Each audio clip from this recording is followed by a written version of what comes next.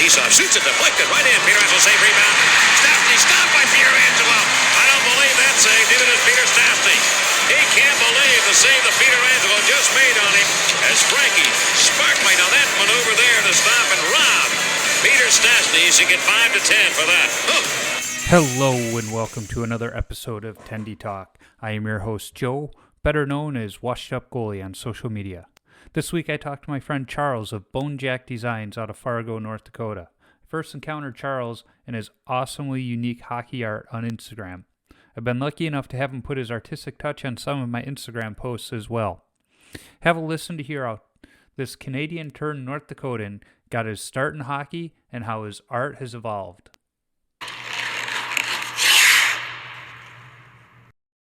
Charles, thanks for joining me on the podcast. It's good to talk to you again. Yeah, you too, Joe. Thanks for the invite. Yeah, it was one of those where when I started it, I knew at some point I was going to have you on. I'm surprised it took me this long, though. So we've had a lot of great guests here, so I don't mind waiting in line. Yeah, it's been fun talking to some of the goalies. Some that I've had connections with in the past, reconnecting with them. Others getting a chance to talk to them for the first time. I say it often, but it feels like after each one, I've made a new friend, and it feels like we were just talking in the locker room. Okay, yeah, it sounds that way when I listen to the podcast. It definitely has that feel. So it's easier to listen to, I think, than some of the sort of staged interviews and stuff. Yeah, well, that's what I was going for too, and I've noticed with some folks, or I've heard them on other ones, where they feel very canned responses and everything, but for whatever reason, I was lucky enough to break through the personality with them and get a little something else out of them. Right. So, for those listening that don't know who you are, I mean, you on social media, Bone Jack Designs. And you have these incredible goalie not just goalie, but mostly goalie drawings. You do some other apparel and vintage, I would say, what is it? Art Deco, modern, houses. When you think 1970s California, you do some of those drawings. And right, yeah. So I found you because of the drawings on Instagram and some messages back and forth. I would say, we sparked a bit of a long distance friendship, pen pal kind of friendship there. And here we are. So before we get into the art, how did you get started in hockey? Because for those that don't know, you're based in Fargo, North Dakota. So winter hockey, that's a normal thing up there. So, but how did you get started in the game? Well, I got to apologize. I don't know if anybody can hear, but I've got 2 growling cats or 3 growling cats here at my feet. So if you hear some hissing, that's what that is. But I'm originally from Calgary, so that's where I started playing. I lived there until I was about 10. Started playing when I was about 5, and then we moved to Dickinson, North Dakota, which is far western end of the state, so about 300 miles west of Fargo. And that's where I played my youth hockey up through high school. And they had what was the reason for the move? My dad's actually from your neck of the woods, Chicagoland there. He's from Hammond, Indiana. So he wanted to be closer to his parents at the time. My mom's Canadian, so we moved, kind of split the difference basically. Yep. But my dad was a newspaper editor, so he worked for the paper in Dickinson for a while. Cool. So hockey-wise, it was a pretty tough move because Dickinson was just building their first indoor rink. Mm-hmm. They had a program that I think was probably started in the 70s, maybe. Mm-hmm. And it was mainly coached. A lot of Canadian college kids who went to the university there were coaches. So that was a little hard move, hockey wise. And then I played there. I played up through high school. And at that time, Dickinson had just as I was going into high school, had just gotten their first varsity program in North Dakota. So I don't know if anyone knows anything about North Dakota hockey as opposed to Minnesota hockey, but I'd say North Dakota is a little bit, or at least when I played, they were a little bit behind Minnesota hockey for high school. So everybody in the western half of the state was a little bit less, I don't know what the word is, a little bit, their programs were a little bit newer than the eastern part, than Fargo, than Grand Forks. So I played high school hockey there. And then after that, I played at a tiny college in northern North Dakota. At the time it was called Minot State University, Bottineau. So I don't know if anybody, yeah. Now I think they just call it Dakota College, but it was junior college hockey. So I played 2 years of that. And then came to Fargo for the rest of my college, and that's how I ended up kind of staying here. But now it seems to be a recurring theme with a lot of the goalies I've talked to, where somewhere after that competitive journey ended, there was a time off from playing. Was that true for you as well? Yeah. I finished my 2 years at Bottineau. I probably didn't have the best experience myself, just because of where I was at in my life. And then I think I just kind of wanted to be done with hockey for a while. So I didn't even put skates on for probably 6-7 years. And then I came back and I played about a year and a half of beer league, and pretty much got scored on a lot and didn't have a whole lot of fun. So I kind of took sort of a second hiatus after that for about another 6-7 years. And then I just got back into it about maybe, I think it was February of 2018. What brought you back that first time? Again.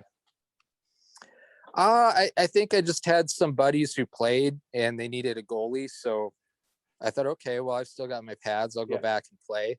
And it was all this time. You've got pads. We're putting you in the net. Right. Which is a good thing now. I appreciate that. And I did have fun, but I just thought, losing 11-1 all the time wasn't as much fun as I could be having. So I just put it back away for a while. But sooner or later, your parents drag your equipment bag out of their basement that's been in there for, most of the last 20 years and say, we can't keep this anymore. Yep. And so you feel like you dig that stuff out again, and you kind of get those memories back, and you slowly start to decide you want to get back out there.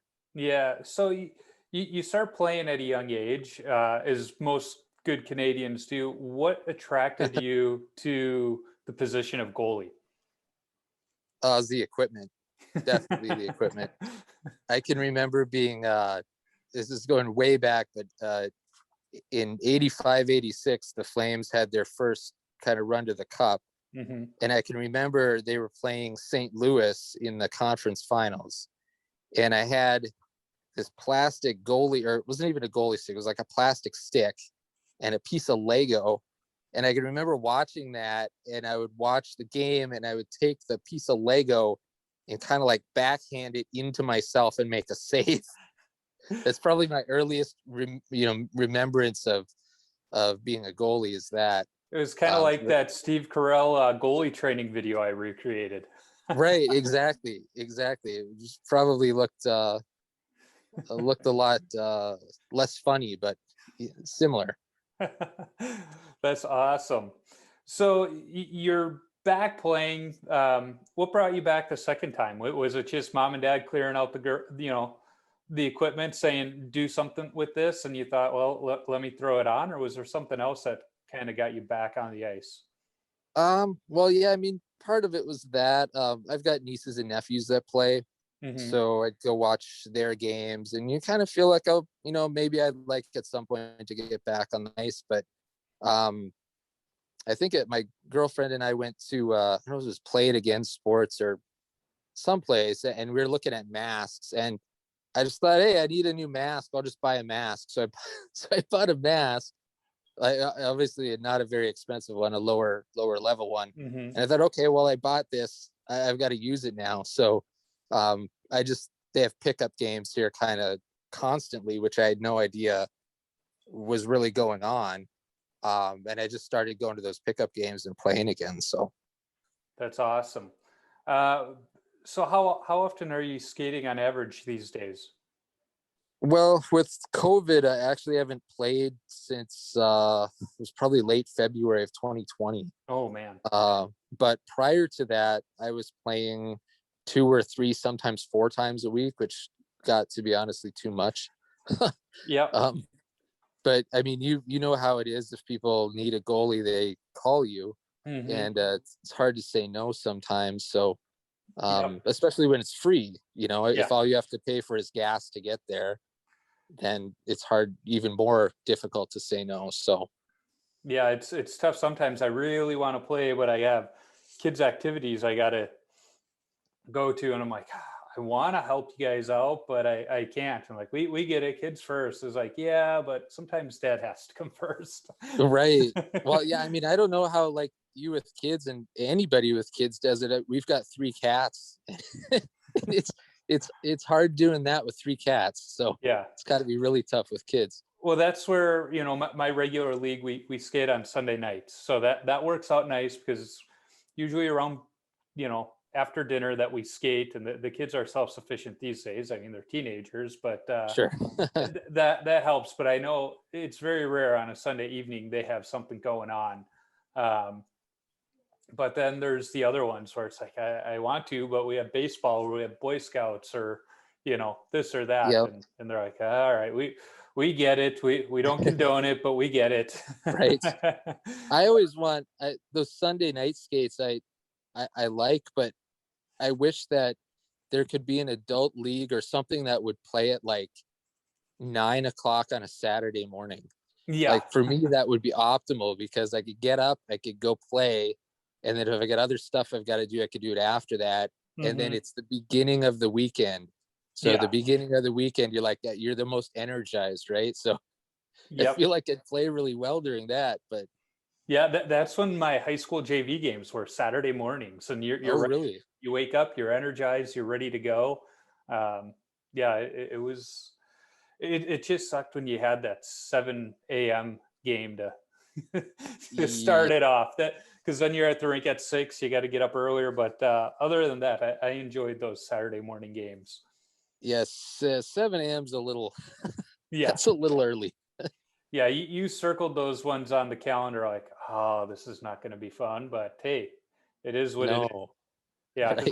Our JV league was different in that we didn't play the games right before varsity games, which you see a lot of times. But the league held almost all the games out of the one rink on Saturday morning. So, after our game, you'd have 2 more conference rivals going right after you. So that was kind of fun too. Yeah, that's pretty unique. Yeah, usually you see it, like you said, where they play the JV before the varsity game. Yep. Yeah. And I don't know if that's changed back in the Chicagoland area or not. But that's how it was when I was a kid back in the 1900s. Yeah, right. Yeah. My son thinks I'm so old that McDonald's wasn't around when I was a kid. I was like, dude, I'm not that old. There was color TV when I was a kid. Right. There's even cable. Yeah, exactly. You were worried about your cats in the background. Now I hear my dogs in the background going. So, I touched on it earlier. You've got some awesome artwork. Thank you. With just this really unique style to it that you don't see much, where it's a really stylized sketch. And what I like, having gotten to know you, is, you're not like my daughter who sketches things out with pencil and refines it. You do your sketch with ink, and that's that. There are no mistakes, all happy accidents.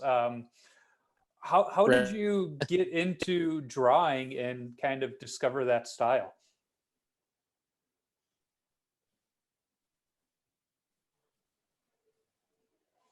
Are you there, bud? I can't hear you. Oh, I think I'm losing a little, Joe. There you are. I hear you now. Oh, I can hear background. Can you hear me, bud? There we go. Okay. All right, there we go. Yep, I got it. Yeah. So it might be. I'm in my basement, so it could be my end here. Oh, yeah, that could be. So I was asking, how did you discover you had this talent for drawing, and then how did you develop that really cool style of yours? Well, I drew as a kid, so I mean, as probably most, it seems like a lot of goalies do anyway. They draw goalies as kids, Mm-hmm. so I did that, and then I started drawing again just for really stress relief from my day job, and uh, honestly, it's probably just because one, I too lazy to erase anything. So I don't really like doing stuff in pencil, and then your hand gets all kind of gross and dirty, and the rest of your page gets all dirty. Mm-hmm. And I had these Sharpie pens, so I just started drawing in Sharpie pen, and I thought, well, you make a mistake, you can kind of work with it to fix it, and that's where I started doing, just the pen and marker. Mm-hmm. Because also I found if I did pencil underneath, then sometimes you'd see the pencil coming through, and it just didn't look as didn't jump out quite as much. And Yeah. just trial and error. Paper is relatively cheap, so I don't really mind if I take a sketchbook and use half of it or something, and I'll only come out with half of the pages looking good and have the rest being mistakes. But just a lot of drawing. I guess I had a lot of time on my hands.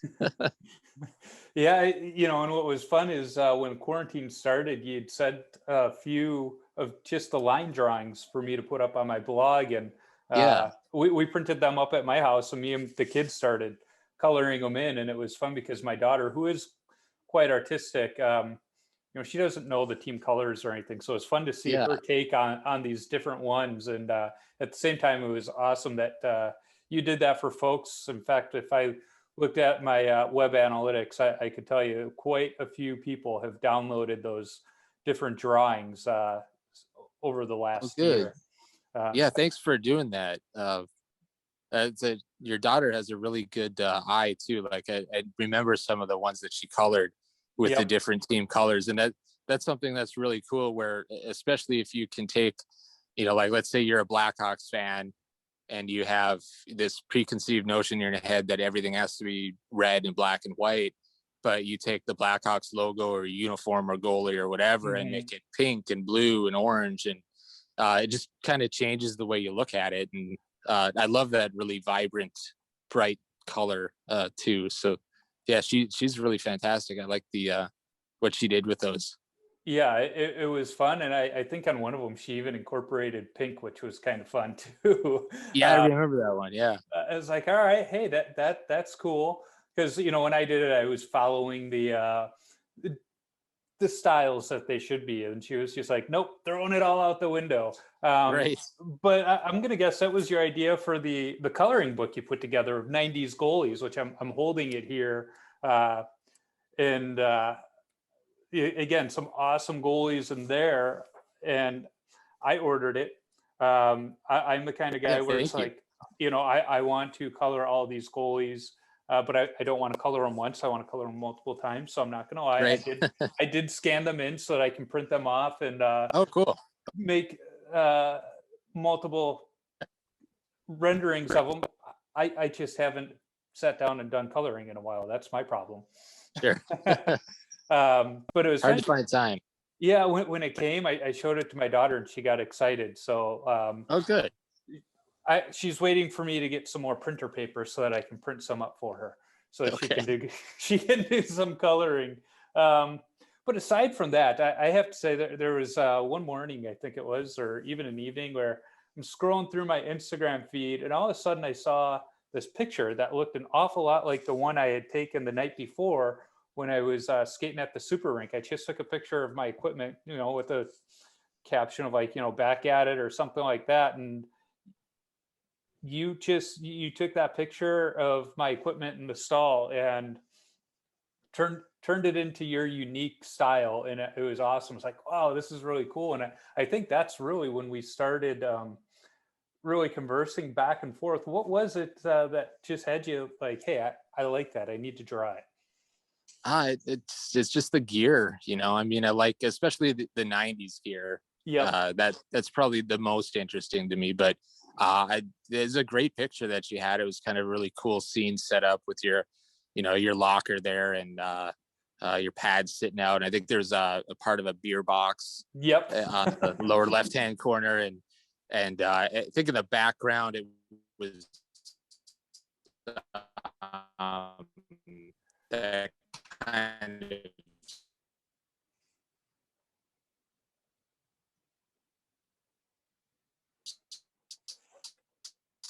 theater.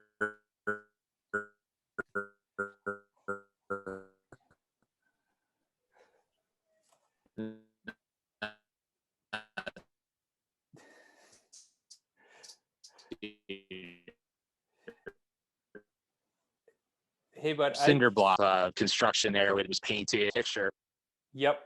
Yeah, it was definitely cool. And I just gotta say, you're breaking up a little bit. So if I'm talking over you at the moment, I apologize.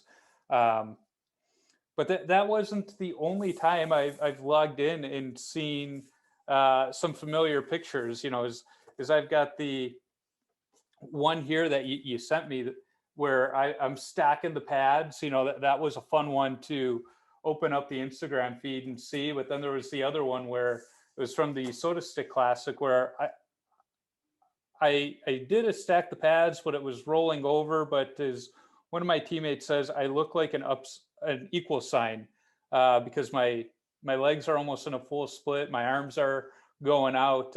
You know, so I'm going to say I've been fortunate enough to have you turn me into art a couple of times.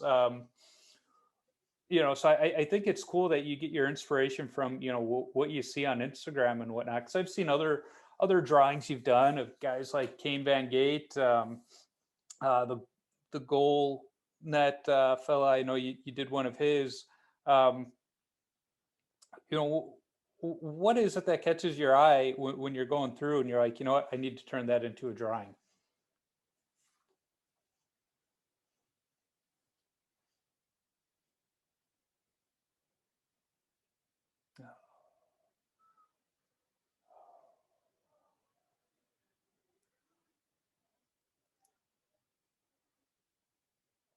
Hey, but I don't know if you can hear me, but it looks like you've got yourself on mute.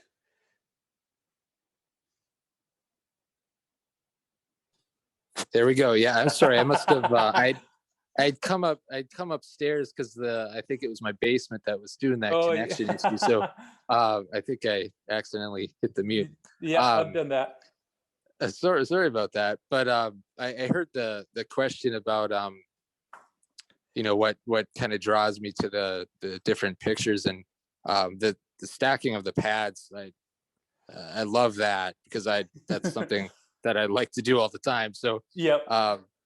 You know, that's just always interesting to draw. It's a different pose. You don't see it as much anymore. Yeah. That one with the one that you said looks like you with the equal sign.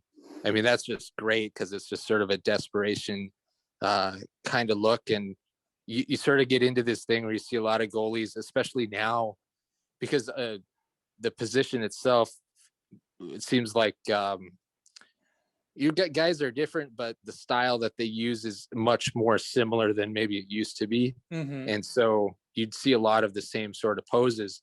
And I just like anything that's different. Sometimes it's the pads are different. Sometimes it's the colors are different.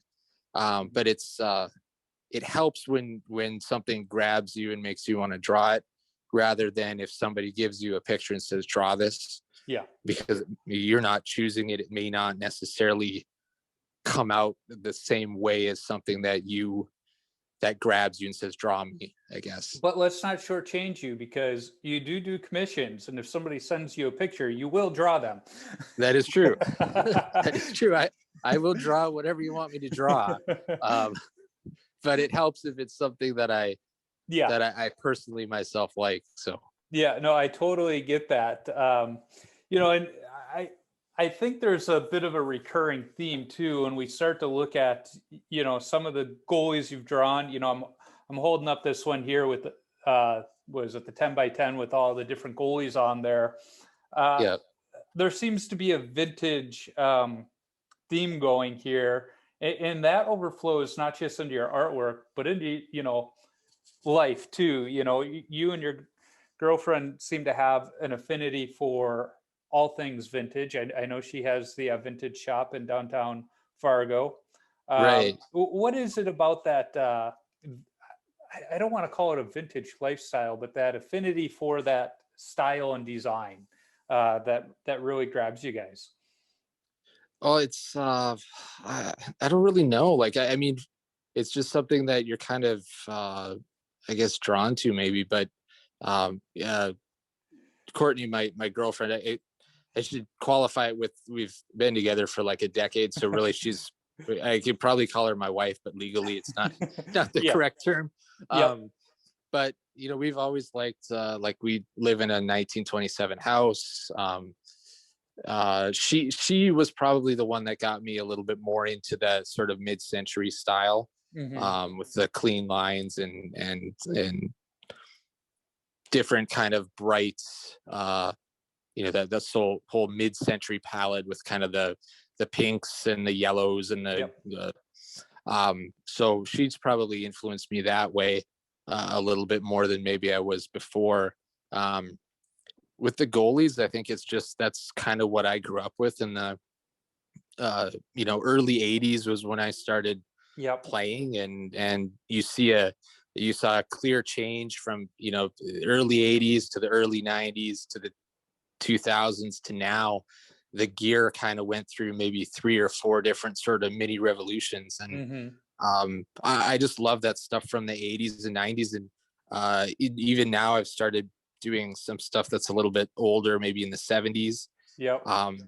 Because that's something that's become more of an interest to me. I don't know if I'd want to own any of that gear from the 70s because I'd probably be tempted to use it and get hurt. My first association equipment was from the 70s, and it was heavy and not very protective. Yeah. I remember playing with a little bit with that.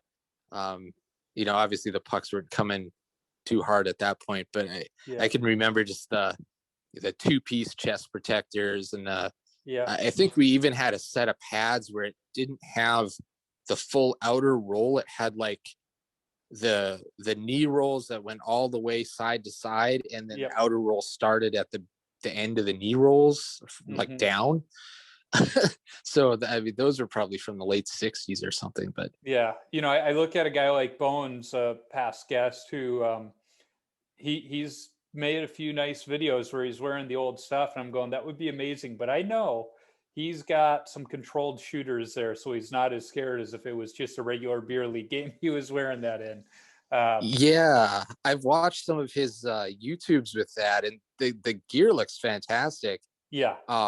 But you would definitely hurt if you walked out to just like an open skate or even like one of your beer league games and sat there and warm up while somebody's shooting at you, especially in that he's got a helmet. Is it a Yofa, I think?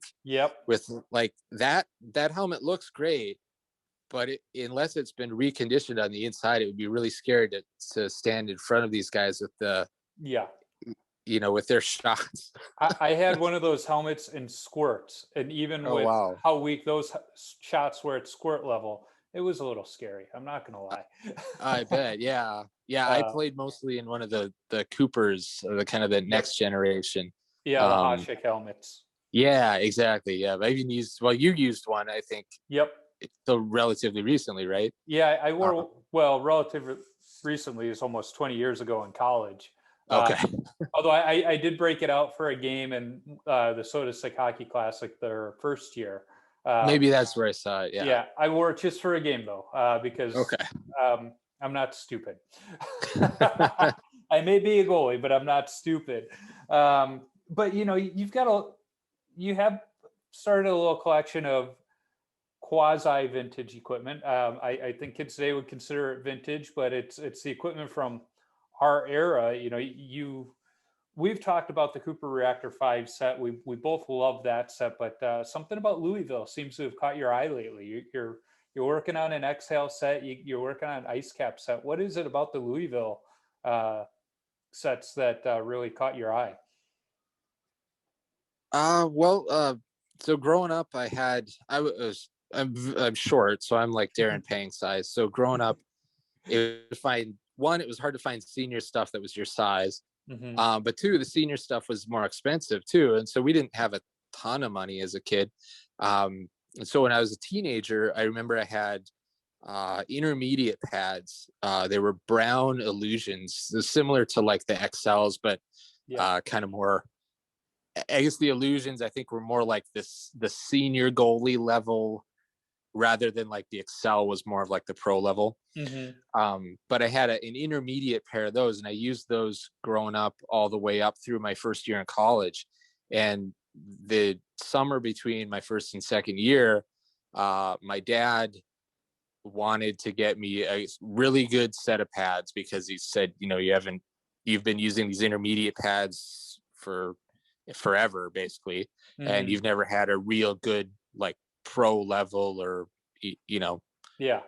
a good set of pads. So, and not that the Browns weren't a good set of pads, they were intermediate. So they we went weren't up to the level of play you were at.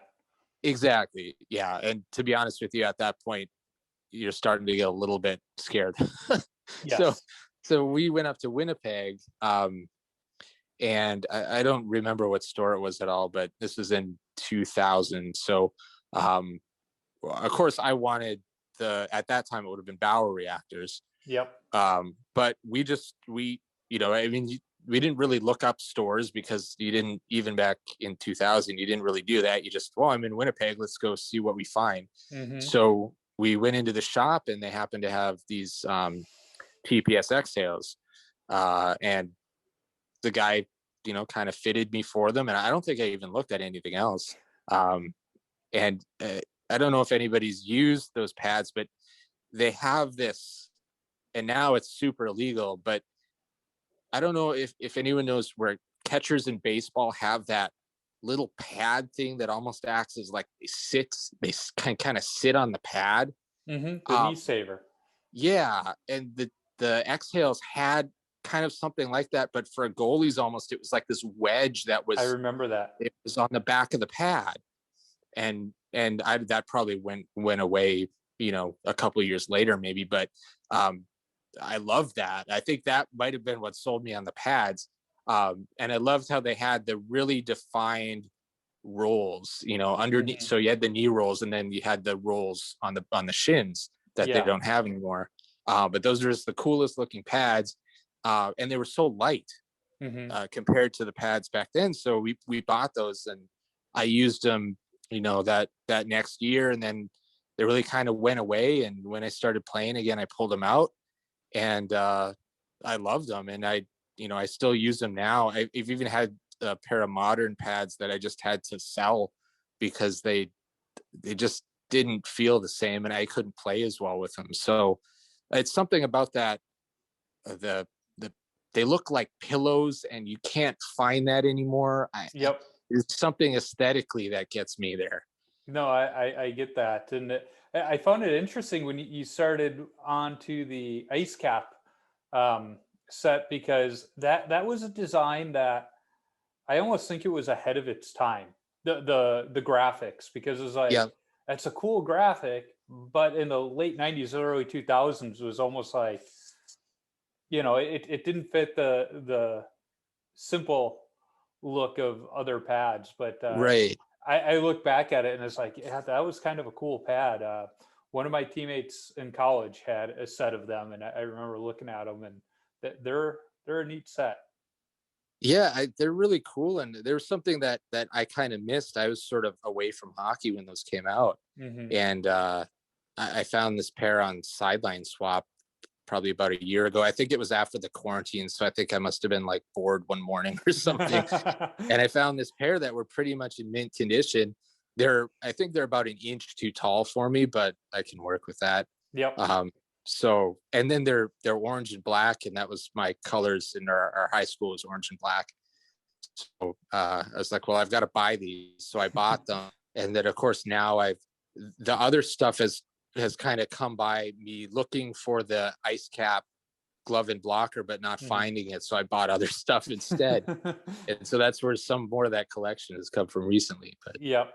And you got that cool little man cave at your basement where you've got some of it displayed with your art. It's a cool little spot down there. Yeah, unfortunately it's not great for cell phone reception. That's all right. We're making do. Yeah. So you've got the ice caps, you got the XL. What's the next set you're gonna set your eyes on to add to the collection? Well, probably got to wait a while at the moment here, but I got into a Cujo thing for a bit last year, and I bought some Bauer Supremes. Are they the Supreme Classic Pro? Was that the actual name of them? They were after the reactors, but before the vapor and the all that stuff. It was almost like, I think at first they called it the Reactor 6 and they renamed it. Yeah, maybe that's what it was. Yeah. But I bought a pair of those last year, and then I got a glove to match, but I don't have a blocker yet. I loved his TPS set in Edmonton where it had the fangs and stuff on there. It looked like the dog with the mouth open. Those are pretty sweet. I mean, he had the stair step ones, which were all right. Yep. They looked good, but that one with the fangs, it's just, and with the gold in Edmonton, that was a sharp looking set. Yeah, I don't recall what the model name on that was. I think the stair step ones, I think were those were either the flexors or were they the TPS gold, maybe was the name. But yeah, he had some fantastic setups. And the other thing with the TPS is those gloves, they are the biggest. I mean, they're just massive. They're probably twice the size of a legal glove now. I will argue that my Vaughn is still bigger.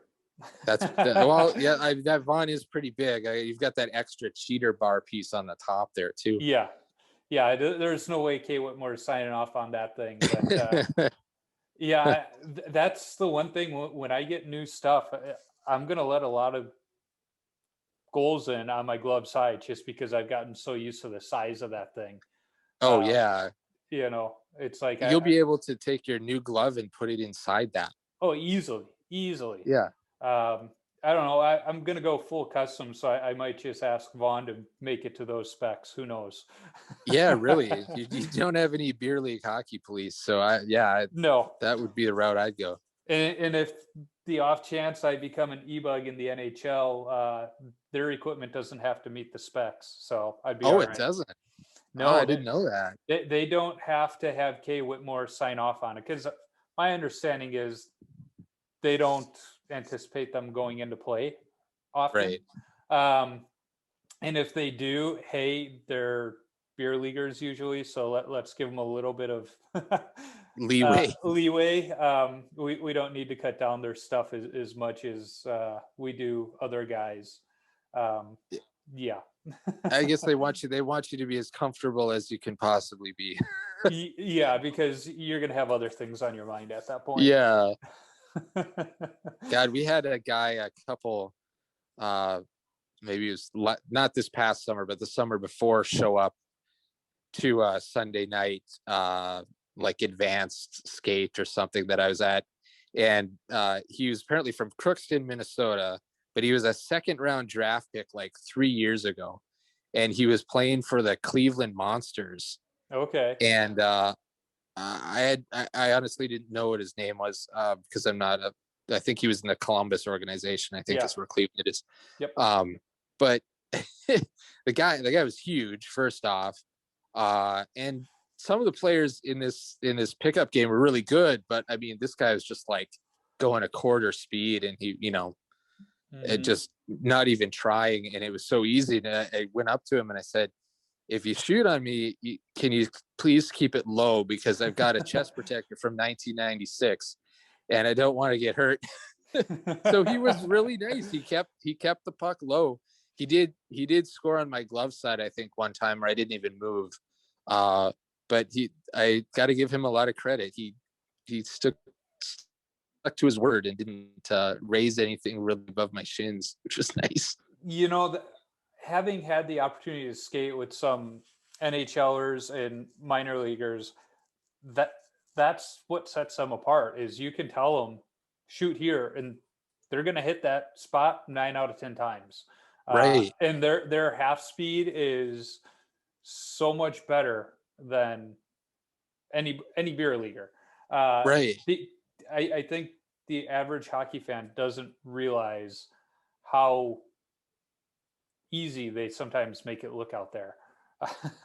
Yeah, it really is. It's like I've always thought with hockey and tennis too, is that the more proficient you are at, the better you are a player. It almost looks like you're going slower than everybody else. Yes. I can't explain it, but especially if you're like sitting in the stands watching, or if you're on TV, like everything is done so smoothly that it just looks like you're just going through the motions, but it's not. Like, you're just fantastic at what you're doing. Well, it's interesting you say that, because I remember back in college when I was skating 6 nights out of the week, and you would get into those grooves where it's like, it's almost like the game does slow down for you at those points. And so it does look like they're moving slower, almost because it's more fluid. It's not as reactionary. It's more, natural to them.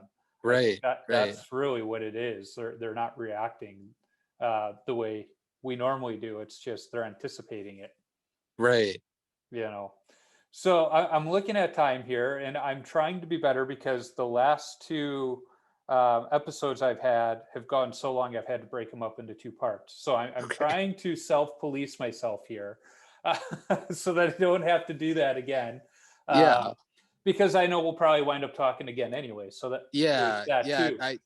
I go on about, like, I don't have anyone to talk to gear with, or talk about gear with, so that's partly my fault here. No, that I'm with you. I love talking gear as well, and that's one of the nice things about this podcast is I get to talk it on almost weekly basis. But I know you've listened to some of the episodes, so you know what's coming up. The list of 10 rapid fire questions.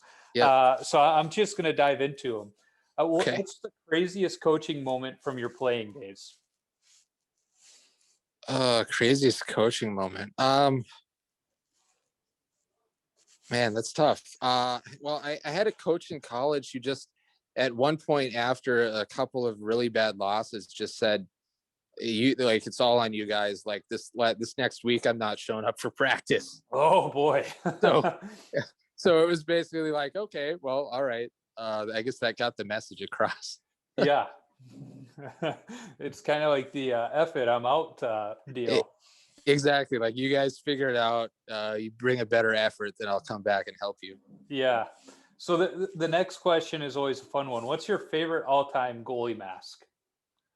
Favorite all-time goalie mask? I've got a few, but I like the late 80s and early 90s, where this stuff was, you could tell what was on the helmet. Yes.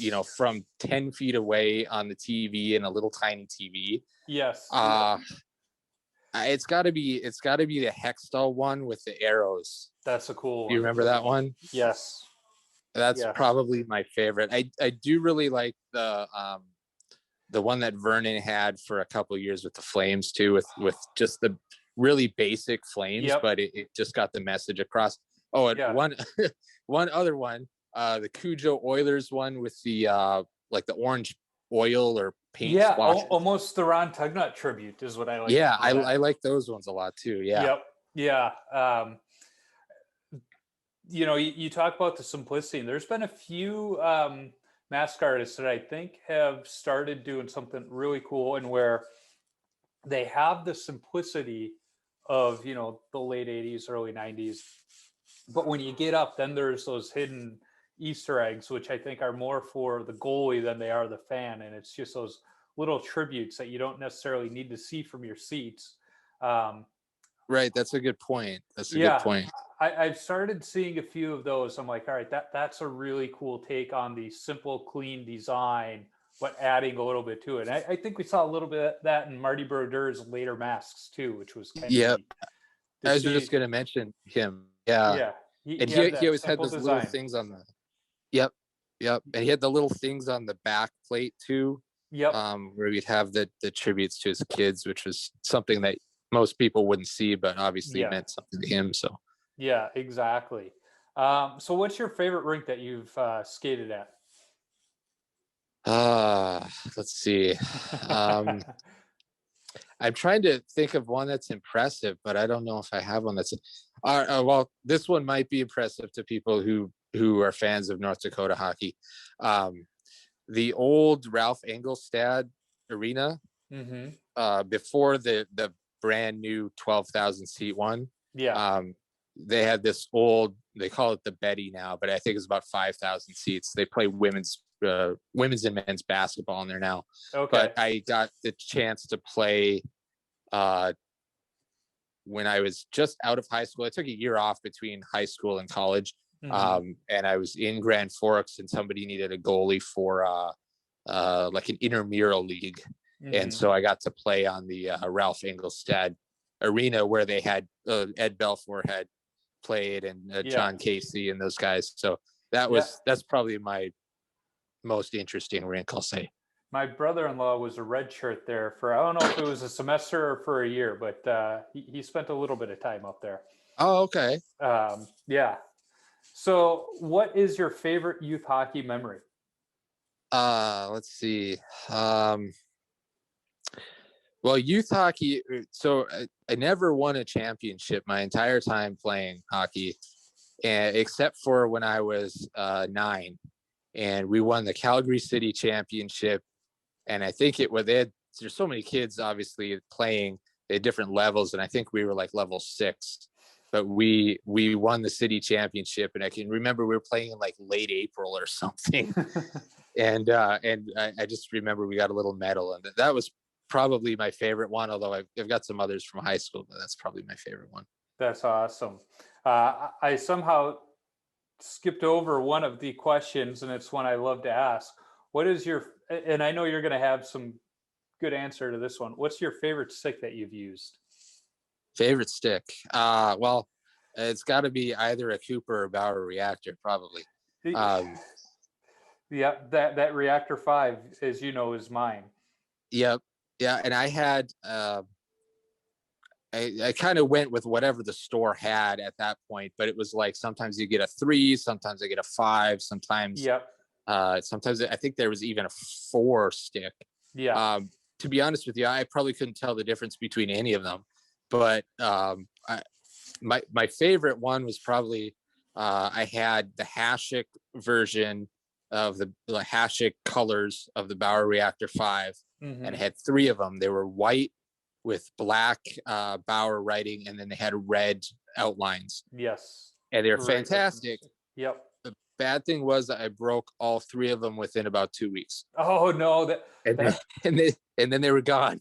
I never got them again. Like when Belfour was using the Christian 6 in Dallas, and he had the eagle at the bottom. I loved the Belfour pattern, but I couldn't get it at school. We had Christians. We had the Toronto pattern. But they had a couple of them in Chicago. My parents were coming up, so I told my mom, "Hey, can you grab me one?" She grabbed me 3 of them, and I was like, "Oh, this is great! I love the curve again." All 3 of them broke within a month. I was like, "You got to be kidding me!" I know. 2 of them broke within the first week. I was a little upset there, but the reactor though, I'm with you. That was my favorite stick. What I loved about it was the paddle and the way it wasn't rounded like most paddles. It was flat, and to me that just gave me more control of the stick and more control of the rebounds, I felt. Yeah, that's true. And I like they were relatively light too. Like you mentioned the Christian sticks, and I did use Christian occasionally. It was kind of like if I couldn't get a different one, but they always just seemed so heavy. Oh God, and that's I think why I like Bauer too. I loved those Bauers, and they were durable. and they had some flex to them if you could play the puck, which I never could, still can't. Right. But yeah, they were great sticks. I will beat that drum all day, wishing they would bring them back. So I know. Even if they just bring back the name, just do a fake one with the aesthetics, I'd be happy with that. Yeah, that would be nice too. So what is the best chirp you've heard on the ice, in the locker room, directed at you, not directed at you? Best one. I don't know. That's a tough one. I should have studied that one up. I should have had a memory here. I don't know if I have one. I mean, playing pickup most of the time is just more like guys commenting on good job getting up off the ice or something like that. You know, like, you're just happy that they're not killing a chirp, themselves. It's the truth, right? Yeah, it's been so long since I played like competitive or even beer league hockey that it's I gotta take a mulligan on that one. That's all right. Or take a rain check, maybe is a better term. You'll get one now, and hopefully you get to be back on the ice here soon. I'm hoping so. That first skate I had back this summer when I crossed the river for what I'm calling bootleg hockey, I didn't realize how much I needed it for my mental well-being. And when I talked to Justin Goldman of the Goalie Guild, he said the same thing. It felt so good to be back out there. Even right now in Minnesota, where we have to wear a mask and play, there's still a certain sense of normalcy being out there. Right. Even though we can't use locker rooms and all that, so I won't get into that, but it's like, at least being on the ice for that hour is like, all right. But hopefully, are the rinks open by you? Yeah, they're open here. North Dakota's taken kind of a hands-off approach, I guess, maybe is what I'll say. But well, you guys are socially distanced normally anyway, population wise. So there's that's part of it. When people look at North Dakota, they're like, oh, that they're not against it. It's like, well, you got to look at the logistics of it. When there's 300 people in a town that's 200 miles wide, maybe you don't have to. Right. Exactly. Yeah, you're not really crowded together too much. But the rinks are, well, they were open. I think they are now again. They did close for a little bit, but there's no requirement. Like I know in Minnesota, you have to, is like a certain amount of time you can be at the rink, and then you have to wear a mask and all that. In North Dakota, minutes, which for me and the, what is it, like 18 buckles I have on my pads, like it takes me 15 minutes just to buckle my pads. And exactly. A lot of the rinks are giving beer league goalies a little bit of grace because they know we're old and slow. But I was at a rink not too long ago where I walked in 17 minutes early because it was like a 2-minute walk from the parking lot. And the guy's like, can't be in here, you're early. And I looked at the clock, I was like, really, man? And 2 minutes. I wasn't going to raise a stink because he's just doing his job, following the rules. But I was like, 2 minutes. I just looked at him. It's like, other rinks have had some grace for goalies, and I was like, it's 2 minutes. He's like, we're not other rinks. I was like, I'm not going to fight it. I walked out, sat in my car for 2 minutes, and came back in. But I know here when they opened, it was youth hockey is what gobbled up all of that ice. Yeah. I know my nephews play high school in around cat just knocked something over around St. Cloud, and they've been kind of off and on, and but here everything's open, and I think their high school season went off relatively normally, so that's good for those kids.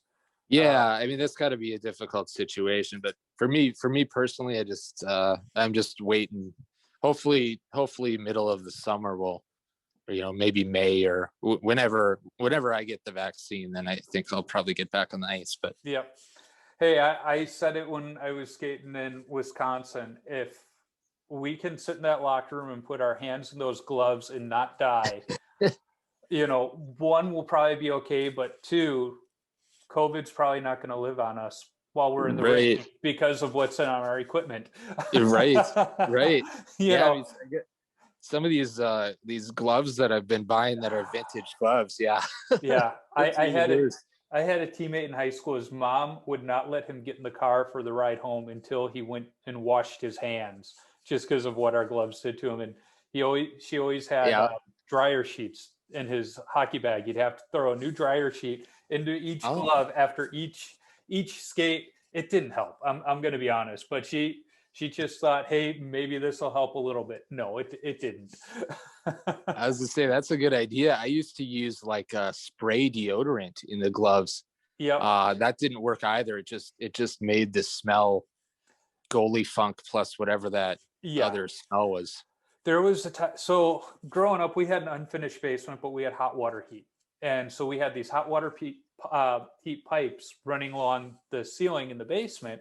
And when I would come home from practice or a game, I would air out my equipment and I would hang it from these hot water pipes, which was great when I first started skating because Right. it dried out the old 1970s equipment, which usually took Right. days to dry out. Yeah. It also meant you didn't want to go down into the basement, but my mom would go down there to do the laundry. And the one day she took lemon Lysol and sprayed it all over my chest protector to get rid of the smell, which it worked. It got rid of the smell for a little bit. But that first skate, I get off the ice and my whole, arms and trunk are just broke out in a rash. And I was like, what is going on? And so I get out into the lobby. I was like, Mom, did you do something to my chest protector? And she's like, yeah, I sprayed it with lemon Lysol. And I just kind of pulled my shirt up a little bit. I was like, please don't do that again. So, Yeah. as a kid in the summertime, when it was nice out, I would take the equipment and air it out in the garage for one and not in the house. Yeah. But two, when there was going to be a week or so between a skate, then the bleach water came out and it was a good scrubbing of some of that stuff just to do what we could to minimize the smell. But there's nothing to get rid of it. We all know that. It's a losing battle, but you do it to keep Mom happy. Right. Yeah, that's why I keep all my gear in the basement now. I used to have I have a little office kind of off of a hallway on the main floor, and I had it in there. And I liked it in there a lot because it was warmer and it was nicer, but it just stunk up the house too much. So I had to put it in the basement. Yeah, I keep mine in the garage in that locker stall I built. But yeah, when I have a skate like I did during the polar vortex, I'll pack the bag earlier in the day and bring it and put it in the mud room over a heating vent just to warm it up so it's not ice cold when I go to put it on. That's the worst. Absolutely. If you ask me a question about what's the worst memory, it would be going to play your second game on the same day after your gear has been wet in a car where it's like 10 degrees outside and put that stuff back on. Yeah, here's a veteran move I've started doing when I play in a weekend tournament where I might have more than one game in a day. I keep a little hair dryer in my bag to dry at least the gloves and the helmet and stuff out. But yeah, I remember in college when we would have 2-a-days over break or something. It was like, oh, this is gonna suck. We got wet stuff we're just putting on. And that's actually where I got the idea for the hair dryer, because some of the guys would take their gloves over to the heat gun. Because again, showing my age, when we had 2-piece sticks, and you had the heat gun to pop out blades. So a couple guys would try and dry their gloves out with the heat gun. And of course, there was going to be one or two that would not pay attention and get the heat gun too close and burn up their palms. But yeah, I was actually just going to mention the heat gun. Yeah, I used to do that too. Or like kids would forget and they'd like leave the heat gun plugged in and put your bag on top of it or something. Like, yes, those things were dangerous. Mm-hmm. And not to mention the fact that you're like trying to fry a aluminum shaft and you're messing around with the glue and stuff. Or the those weird little sticks of glue. Yeah, the blowtorch. Yeah. I remember I had a blowtorch and, I'm like 10, 12 years old and going out into the garage to play with the blowtorch, and my parents were okay with it. It was like, all right, I don't want to say I'm winning at parenting, because I think my parents did a pretty good job, but my kid hasn't played with a blowtorch on his own either. no, that was different, a little bit different back then. But I'm happy for the stick, the evolution of sticks, for that reason anyway. I don't know. I think we should all go back to wooden sticks. I just there's been some talk about I like them too. It's just they break. Yeah, they're brittle, but a wooden stick today is a player's stick is $30, where a composite's over 300. That's true. At the end of the day, you're going to break more sticks, but you're going to save more money. Right, and you can make furniture out of the broken sticks. Yep, exactly. I made coffee tables out of my goalie sticks in college. So keep moving along with the questions. What's the worst post-game beer you've had? Oh, the worst post-game beer. Man, really, I don't know if I can name one by name, but anything super dark. Like, I'm not I mean, if you were to give me like a Guinness or God, what's that one? A Newcastle, something like that after a hockey game would be horrible. I'm give me something light. I like dark beer, but after a hockey game, but if somebody gave me a Guinness on tap after a game, I might be pretty happy. I drink it, but it just wouldn't be my first choice. Yeah, Guinness on tap is my all-time favorite beer, but probably not the best one right after a game. Right. Or like from college, I guess I'd say from, college, probably like Busch Light. We've got a younger kid on our team, and he brought beer to the game, and he brought Busch Light, and we all just kind of looked at him like, you've been on this team how long? And this is the beer you bring? Like, have we not taught you anything? Right. It's exactly. It's like if you're going to a fancy wine party and you're bringing Arbor Mist, like that's the equivalent. But we did still drink the beer. You can't waste it. He only brought a 12. I don't even think it was a 12 pack. It may have just been a 6-pack for the team. So there were a couple valuable lessons learned that night. Right. Luckily, somebody else also brought beer. But like, we're going to drink all your beer out of principle, so you're not going home with any. You could have a backup. Yeah. Although where you're at, I mean, I don't know how you feel about whiskey, but Balfour's whiskey is available in North Dakota, not here in Minnesota yet, but I'm not a whiskey drinker, but that stuff was pretty darn good, I have to say. Yeah, I'm not really a whiskey drinker either, but I mean, I might be tempted to buy it just for the bottle. Yeah, the bottles are cool. And they had a special North Dakota blend, but I think he said they're sold out, although you might be able to find one of them at the stores by you. It's got a green label on it instead.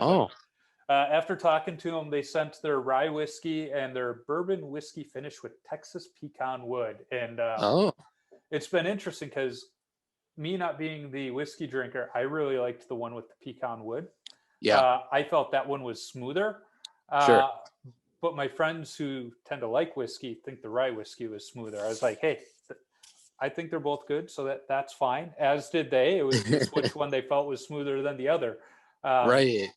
Maybe it's more like an entry level and like a connoisseur type. Yeah, I don't know, but I don't think that those two bottles will stay full for too long. In fact, we're going to visit my folks over spring break, and my dad was saying, make sure you bring that stuff with. They said, I would, Dad, but TSA won't let me bring it on the plane. You can't fly. I'm checking my bag, and I'm not going to give that stuff up just because. And the thing is, my sister brought him a bottle of the rye whiskey from Chicago when she drove in. So he's had it. He just wants more. Yeah. So when you tape your stick, do you go heel to toe or toe to heel? No, this is one when I've listened to the other podcasts. My answer is going to be different. I go toe to heel. Is there a reason? I don't know if there necessarily is. It's just the way that I've always done it. Yep. Yeah. And sometimes that works too. I don't know if other people, like I would do. So back in the 90s, some people would put that little piece of tape along the bottom of the blade. And I would do it mainly because sometimes after a stick, it would get spongy after a while. Yes, that's why we started doing it. Yep. And so I would do that, and then I'd do it from heel to toe, or from toe to heel rather. But then when you do it that way, you got that weird part where it curves and it goes from the blade to the shaft. And so then, of course, that's the one problem, because then you layer up like 3 or 4 layers on that spot, and then you're trying to shoot the puck, you can't shoot the puck. Yep. So that's the bad part about going heel to or toe to heel. Yeah, but I still do it just the way I've always done it, I guess. Yeah, I still start out with that thin strip along the bottom, just out of habit. And the other thing too is, out of habit, I've always used white tape. Yeah. You know, although recently I got a package in the mail from Carter Hockey and they sent me black tape. I was like, all right, I guess I'm going to join the Black Tape Bandits here for a while. Right. See how I look at, you know, how I like it. And the funny thing is, I look at my stick and it looks so weird with black tape. But it hasn't affected my playing at all, you know. Right. But it's just, I look at the stick sitting there, I'm like, that's not mine. That looks weird. It looks weird. Yeah. See, I always like I guess I generally use white tape too, but I do kind of like the look of, if you've got a stick that's all white and then you got the black tape on the bottom. I always think that looks cool. Yeah, I like the contrast, although I typically have lighter color sticks these days. Like I have the white Bauer and I have the wood grain look Warrior, and I go with the white tape, and it just, I've gotten used to it. Although it's fun when I would retape that Bauer and the whole face of it's puck marked up, and you take the tape off and put a new fresh tape job on there, and it looks funny where, you know, the whole paddle is all black marked up, and then the blade's nice and crisp and white. Right. Yeah, it does. It gets kind of like the tan line. Yes. I don't know. I find a certain sense of satisfaction in that, though. But the other thing too is, because I start at the heel, I feel like I have to match up that original tape line every time, so that it's not, I don't know, it's just the OCD in me, I guess. You've got like a guide to follow then, right? Yes, to at least start. Right. Yeah. So when you are playing, what's your favorite number to wear? It's always been 30. Mainly because of Mike Vernon. My birthday is also, it's June 30th. So there's that as well, but mainly 30. I did wear 1 for a while.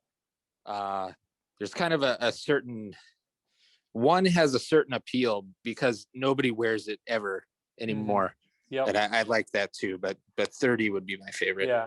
I've worn 1 very, very few times. Usually it's like league given jersey. Yeah. I don't know. It just feels weird. It feels like there's nothing on my back. Yeah. I don't know if it's because it's a single digit or what. Yeah. But I don't know. I'm not a huge fan of the number 1 for me, but I'm with you. There's something about that number for goalies. Yeah.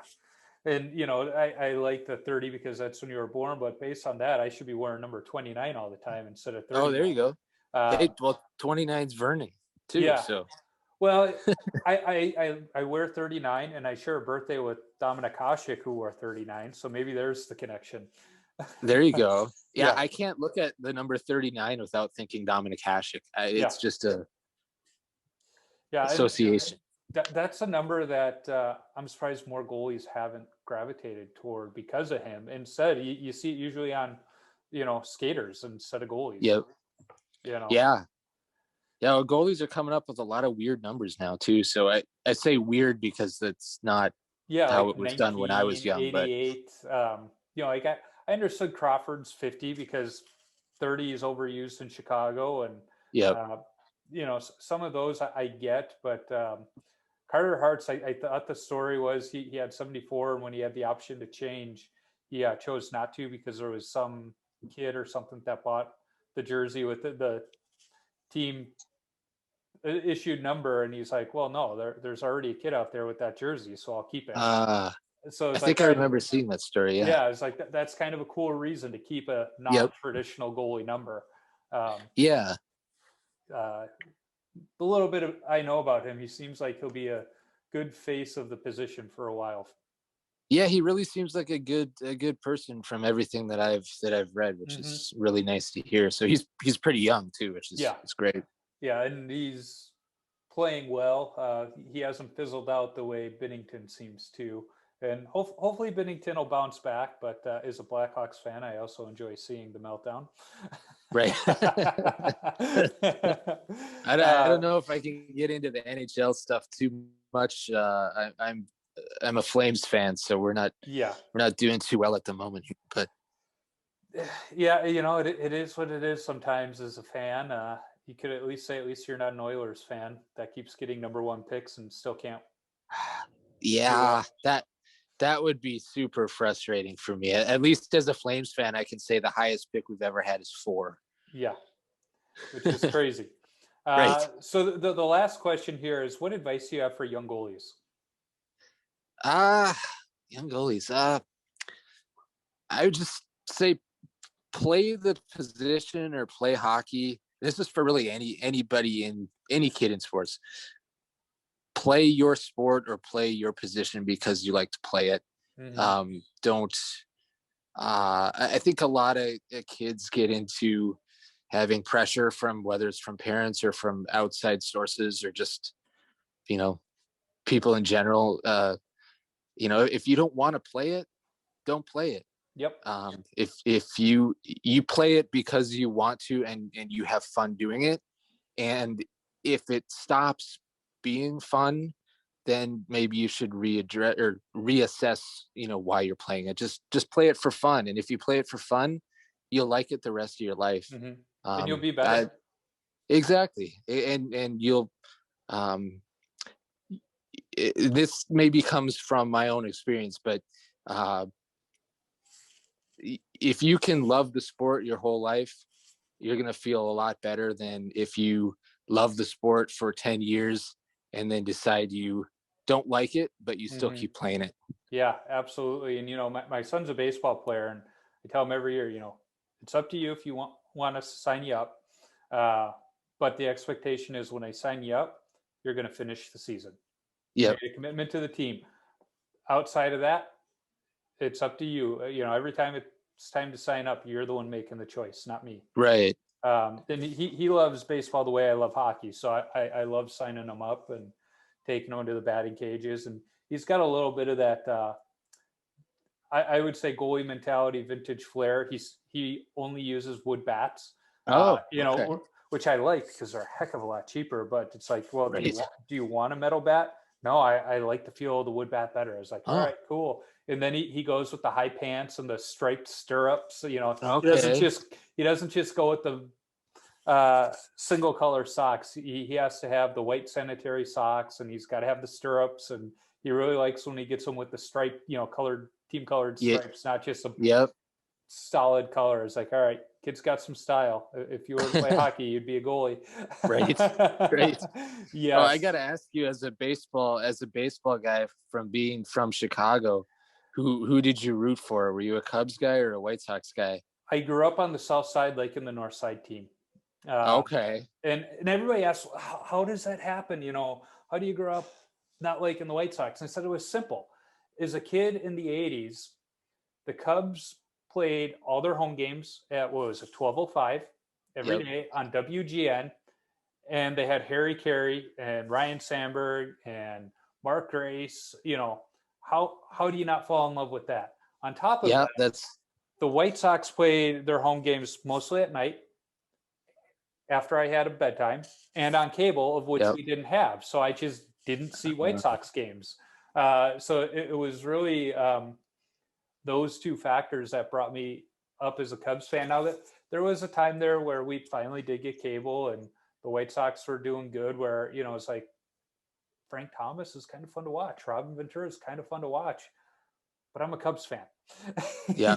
No, you can't switch once you've made your choice. No, there was a period there where it was like, okay, I appreciate the White Sox. I went to a ton of White Sox games growing up because of friends, and everybody's always giving White Sox tickets away. But I'm a Cub fan. In fact, in 2005, when the White Sox were in the World Series, I was openly cheering for the Houston Astros. And it's also why in 2016, I had a lot of respect for my childhood friends and classmates who openly cheered for the Cleveland Indians. There were a lot of those same people that said they were lifelong Cub fans, and I'm going, we went to the same grade school, and I was one of 2 Cub fans in the class. So are you a lifelong Cub fan, or were you lying to me back when we were 10? Yeah. Right. I have no problem with the definitely fans, but let's be honest with ourselves. Right. But no, that's just Cubs White Sox is that's pretty vicious. Yeah, for those that stand by their guard, it's very much a Hatfield McCoy type situation where I will say at least the Cubs will root against the White Sox, but they won't let it affect their day. But it feels like White Sox fans find more joy bringing down the Cubs and the Cubs losing than they do the White Sox winning and cheering on their own team. There's a different mentality there. But there's also a different dynamic in the team's fan base too, in that the Northside team, the fans in general, take the bleacher bums out of it. The fans in general are known to be kind of the yuppies and, not as passionate about the game. Whereas I would say the bleacher bums are very much like White Sox fans, where they're the blue collar folks that, working every day. The game is their escape from their 9 to 5. Right. So they get a little more connected to it. Right. With my dad being from there, we're White Sox fans, but we've got some Cubs fans in his family too. So yeah, my son and his Boy Scout troop, there's another dad who his parents grew up on the South Side, so the whole family's White Sox fans, and we go back and forth all the time. But it's good natured, which is okay. So as we close out here, where can folks find you on social media or your website so that A, they can follow you, and B, they can purchase some of the awesome artwork, the pins, the coasters, stickers, all that great stuff you have on your website? Sure. So on a couple things. So on Instagram, it's at Bonejack Designs. Mm-hmm. Facebook is the same, at Bonejack Designs. I don't do as much with the Facebook, I gotta say, but mainly Instagram. I do have a website, which is www.bonejackdesigns.com. And then I do have some stuff on Society 6, which is like I don't know if you call it like a clearinghouse site where you can just get stuff printed up, but a lot of different designs on products and things on there as well, which is so it's Society 6 and then /Bonejack Designs. And I'll make sure to put links to all of those in the show notes as well, so people don't have to remember that. Thank you. Charles, it's been fun chatting with you again. I know you and I can go on for quite a long time. If I didn't have to pick my girlfriend up from work here, I'd probably talk for another 2 hours. Yes. Well, thank you again. I appreciate you hopping on with me, and I'm not going to say going to have to, because I know we're going to keep in touch. Yeah, definitely. Thank you, Joe. I had a lot of fun. And again, thanks for the invites, and always appreciative and, fun to talk hockey and life. So thank you.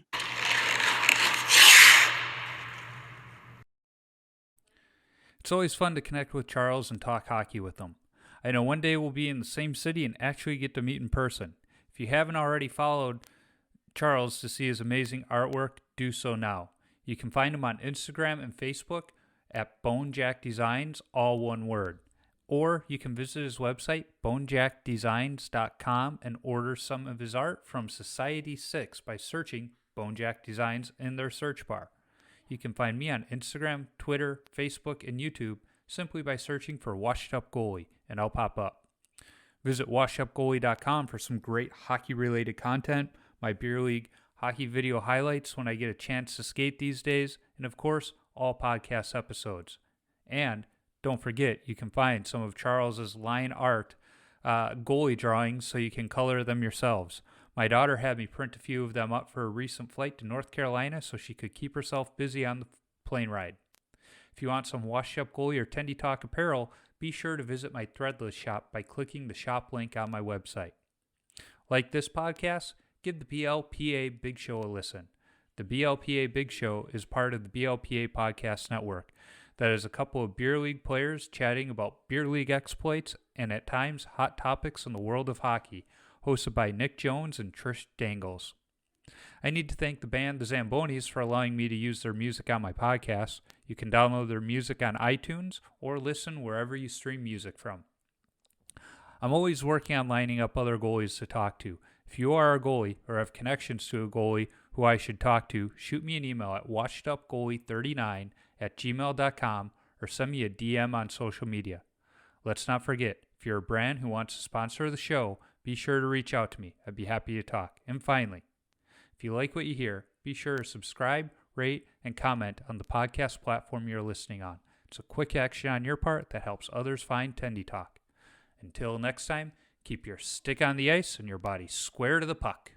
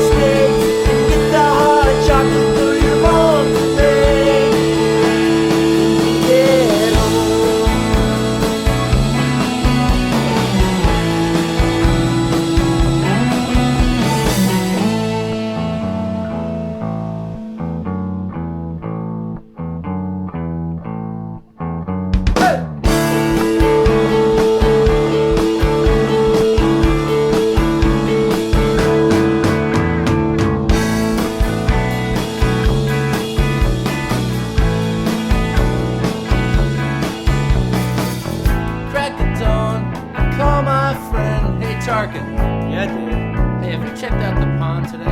It's funny you ask. I was just down there this morning. Yeah, any good news? Well, Dave, the pond